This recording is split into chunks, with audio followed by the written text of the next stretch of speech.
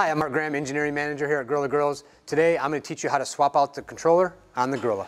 Alright, so the first thing we got to do to get this control board out is we got two screws we got to remove here, but we need to get some slack to allow this to come out. So I got a pair of side cutters, I got a Phillips screwdriver.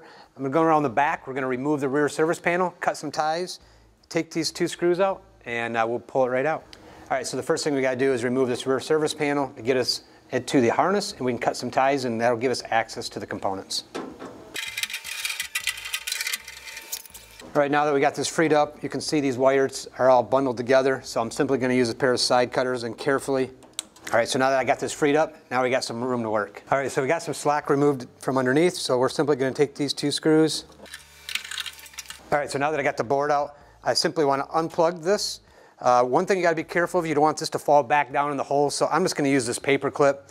It keeps it from falling back down in the hole. It's a bugger to get it back up, but any means to keep it from falling down, you're fine. Next thing to do is disconnect the RTD. Now, if you have the older style control board, there's actually a plug on the back, and there's two small screws. You loosen those screws, pull it off, you got it unplugged, and you're ready to go. With the Alpha Connect board, it's actually soldered to the board, so I need to get to that connection point that's down underneath the shelf. So I'm simply going to pull off the shelf. There's an access panel underneath. That'll give me full access to that plug, and we'll get this thing taken out. I'm actually going to remove these two screws, the one screw here to get the shelf off, and there's also two screws underneath for the cover panel, and that'll give me access.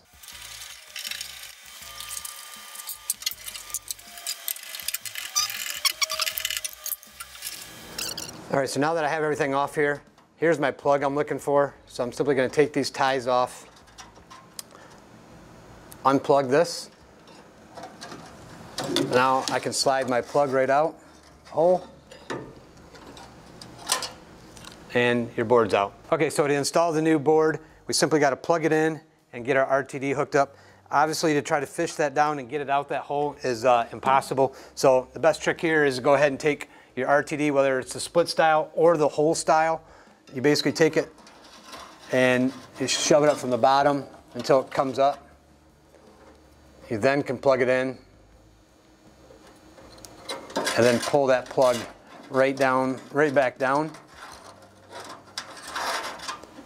That way we'll keep all that slack down here. Then you can simply come back around. We'll disconnect our clip, plug our board back in, tuck our wires in carefully.